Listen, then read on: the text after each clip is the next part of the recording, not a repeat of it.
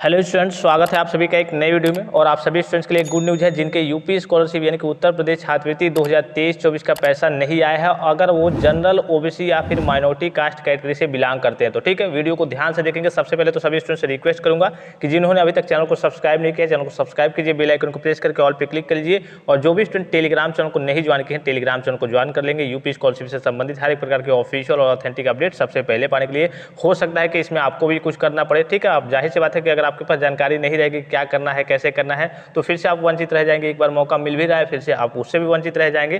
तो यहाँ पे देखिए, सबसे पहले ऊपर दिख रहा होगा 15 से दोबारा खुलेगा दशमोत्तर छात्रवृत्ति पोर्टल। और किन के लिए खुलेगा? जनरल, ओबीसी और माइनॉरिटी स्टूडेंट्स के लिए केवल पोर्टल खुलेगा।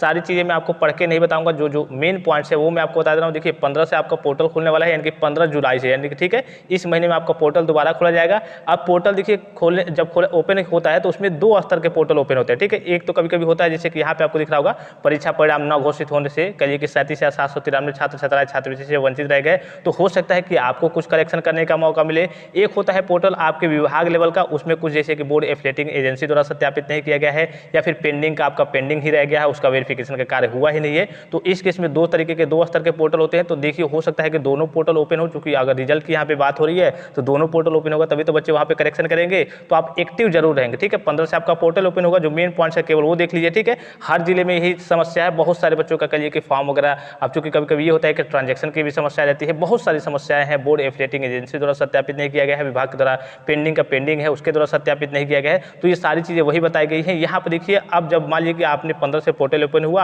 आपने करेक्शन कर लिया, या फिर विभाग के द्वारा आपका कहिए कि डाटा सही कर दिया गया, ठीक है, वेरीफाइड कर दिया गया, और जिन बच्चों का पहले से ही वेरीफाइड हो, तो यहाँ पर देखिए पैसा कब तक आएगा। तो यहाँ पर देखिए 31 जुलाई से 22 अगस्त तक छात्रवृत्ति पोर्टल संबंधित प्रक्रियाओं को पूरा कर पात्र लाभार्थी छात्र छात्राओं के खाते में 30 अगस्त 2024 तक छात्रवृत्ति का पैसा पहुंच जाएगा, यानी कि 30 अगस्त तक आपका पैसा भी आ जाएगा, ठीक है। तो सारी चीज़ें मैं पढ़ के आपको नहीं बताऊंगा, इसको मैं टेलीग्राम पे सेंड कर दे रहा हूँ। सारी चीज़ों को आप अपने स्तर से देख लेंगे। बस इसमें यही सारी चीज़ें कही गई हैं कि 15 से आपका पोर्टल ओपन होगा। अब देखिए, आपके स्तर से होता है तो आपको कुछ उसमें करेक्शन वगैरह भी करना होगा, ठीक है। अब जैसे पोर्टल ओपन होता है उसके बाद से आप करेक्शन वगैरह करेंगे, और विभाग स्तर से जो करेक्शन वगैरह होगा वो करेक्शन वगैरह करेंगे, आपके डाटा को वेरीफाई करेंगे। जिनका वेरीफाइड है उनका भी यहाँ पे चांस बनता है कि जो पैसा है वो 30 अगस्त तक सभी बच्चों का, जिनका वेरीफाइड है या फिर जिनका डाटा वगैरह सस्पेक्ट है, उनका भी वेरीफाइड करके उनका पैसा 30 अगस्त तक सभी बच्चों का, जनरल, ओबीसी, माइनॉरिटी के बचे हुए छात्रों का 2023-24 का पैसा उनके बैंक अकाउंट में भेज दिया जाएगा। आई होप कि वीडियो आपको इन्फॉर्मेटिव लगा होगा। टेलीग्राम चैनल को जरूर ज्वाइन कर लेंगे। फिलहाल इस वीडियो में इतना इजाजत दीजिए। धन्यवाद, थैंक्स फॉर वॉचिंग। मिलते हैं